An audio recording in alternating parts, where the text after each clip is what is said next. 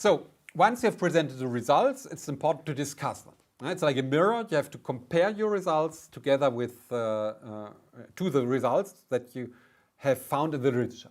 That is why the literature review is so important. So that is why in this chapter you have to compare your results with the results you have found in the literature. So in summary, our contributions and results are mostly in line with our literature review. So as most research focuses only on utilitarian benefits, and only few studies show the importance of well-being in the adoption of smart technologies, we show this importance.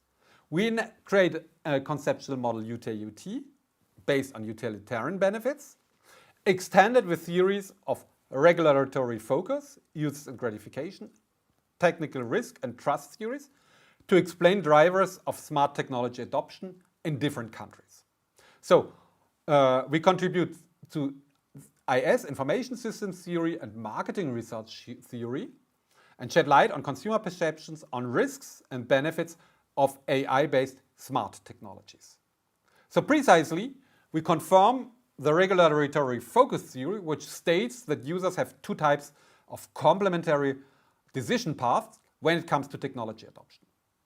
The utilitarian pathway involving performance, expected effort, ease and use, and effort expectancy, prevention, perceived technology safety, and smart technologies on the intention to use. So the typically UT1 or UT2 path. And we have the effective path confirming the use and gratification theory involving well-being, happiness and health, but also the perceived risk theory with trust in technology decreasing perceiving risks, increasing well-being, and subsequently positively impacting intention to use. So the utilitarian UT path and the effective uses and gratification theory path putting into front for emphasizing well-being as a highly important variable in technology acceptance. And we have a hybrid path on utilitarian prevention and effective goals that shifts negatively from privacy concerns to behavioral intention to use smart technologies via the mediators trust and well-being. So again, we see that well-being is an overall highly important significant variable in technology adoption. We also contribute to cross-cultural theory because we show that in highly masculinous, uncertain, and with high uncertainty avoidance countries such as China, the technology adoption is mainly based on performance, whereas in highly feminist and countries avoiding uncertainty, the technology adoption is more based on effective dimensions such as trust and well-being. So this is a very important finding because this shows that disruptive smart technologies should be differently positioned and commercialized in different countries. So in France, actually high levels of uncertainty avoidance increase the negative impact of privacy concerns on technology trust. In China, with low levels of uncertainty avoidance, privacy risks do not negatively impact trust and well-being. And this is probably also related to the General Data Protection Regulation rule, which is stricter in Europe than in China. And above all, in China, people are less concerned by privacy concerns because actually the society is much more observed than in Western countries. So people are more sensitive to actually these privacy issues.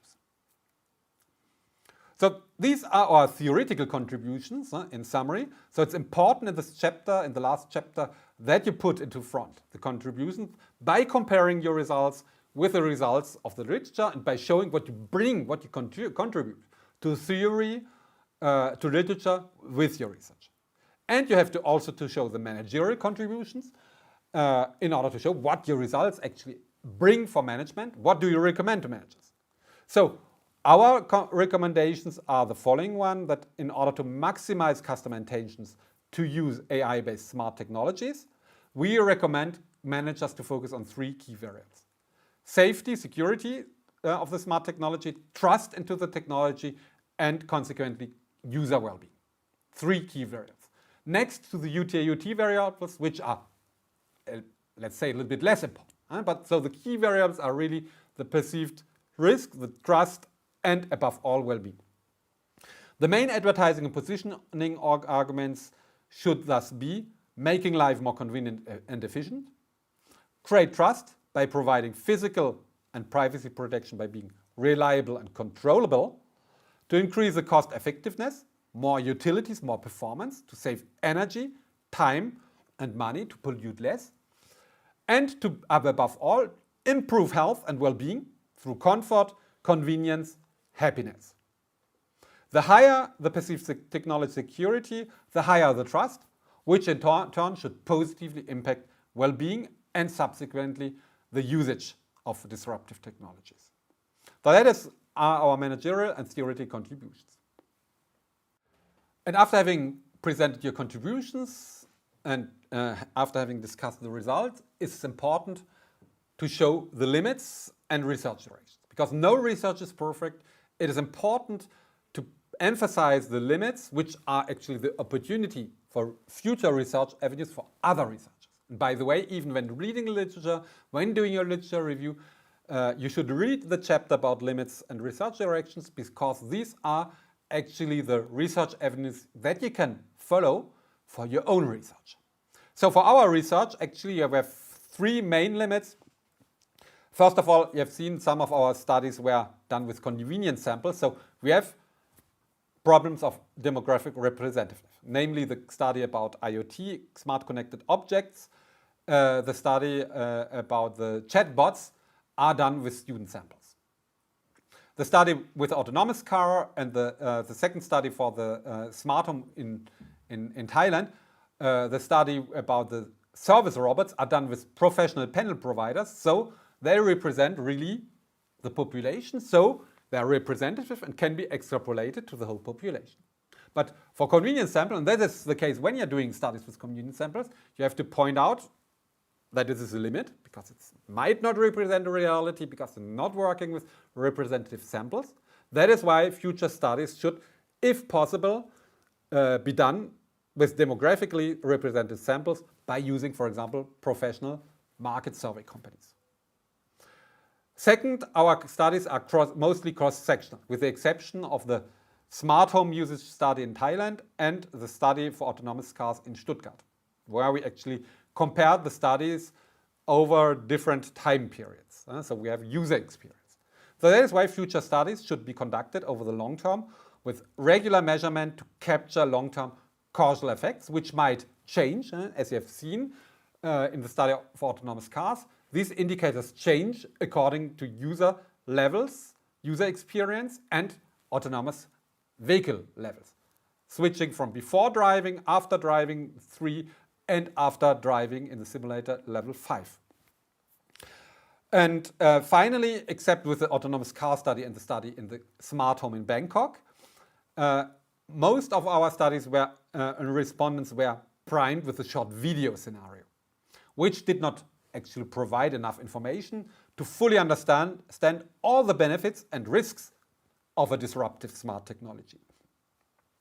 Therefore, future studies should, if possible, use more innovative methodological approaches with real smart technologies in usage, or at least with a virtual reality simulator, in order to prime and frame the respondents as most as possible to the real usage of the technologies, real use situations, and, if possible, measure behavior indicators, because that's the last limit.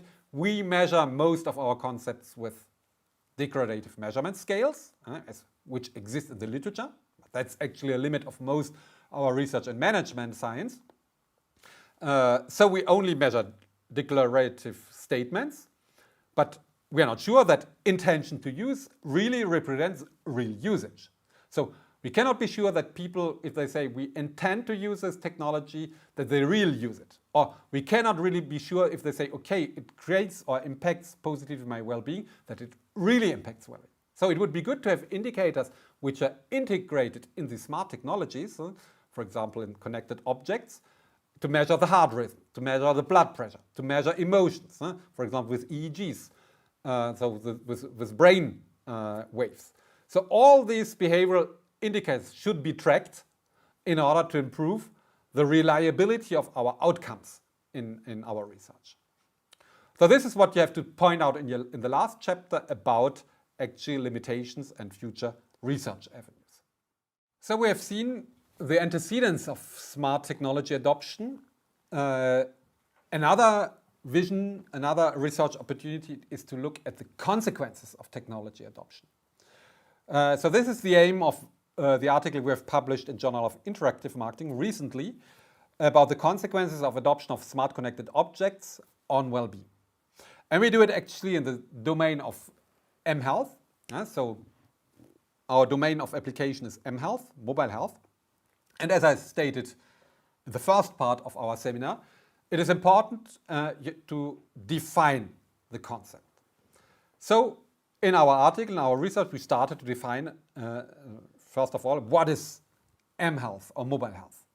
So mobile health is actually IoT-supported medical and public health practices, connected objects, wireless mobile devices to improve health and well-being. mHealth allows for remote disease diagnosis, prevention, treatment and monitoring, information provision and decision support to heal patients. And this transformation in health practice and access to real-time information allows users to monitor the health status in real time. So it's based, as we have seen, on IoT. It's based on the diagnosis which is done by AI. And it can give highly personalized recommendations for prevention, treatment and monitoring of the patient.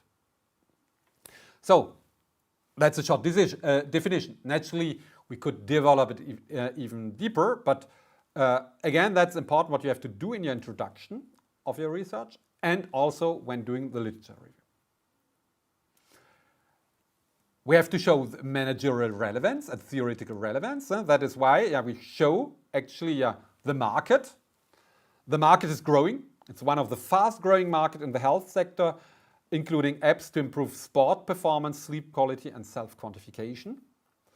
The global mHealth market is expected to grow to $500 billion by 2027, with a double-digit growth rate, as we have seen also formerly for smart homes, smart cities, autonomous cars.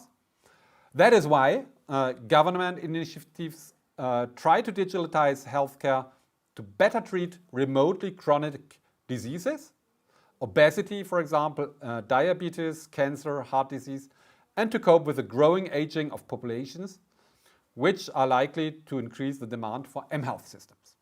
So all the external environment is very favorable to the development of mHealth. And this trend has been even increased due to the COVID pandemic with self-testing kits in order to heal remotely the patients which were infected. So the managerial relevance has been demonstrated. That is why we focus on health apps. That's also important for you. When doing your research, I repeat myself, show by managerial relevance, by showing market statistics, how relevant your topic is for management and for society, perhaps even for politics. Our theoretical contributions are therefore, as the studies are rare about mHealth, it's important to do research about that. And the few studies that exist have mixed evidence about the impact of mHealth on health and well-being. Because actually, mHealth should improve well-being by better information giving, by automatized recommendations, by AI-based personalized recommendations. On the other hand, there could be negative side effects, like for the social robots, isolation, addiction, fear because of too much information. Because if you get information without a doctor, it might create stress situations, decreasing well-being, psychological well-being. That is why it's important to investigate understudied cognitive emotional variables that positively or negatively impact the adoption of well-being. So including privacy concerns, including quantified self, so including affective variables, hedonism, including rational utilitarian variables. That is why this is our contribution, that we study an under-investigated technology, a promising technology, as we have just seen, with a model integrating different facets of technology adoption. And from the managerial point of view, we contribute for managers commercializing mHealth to the fact that they understand the influence of well-being, to better develop, to improve health applications, to understand the consumer expectations, to improve targeting, and to improve the communication strategies. So these are our overall objectives within this research, which you have to state also in your research within your thesis.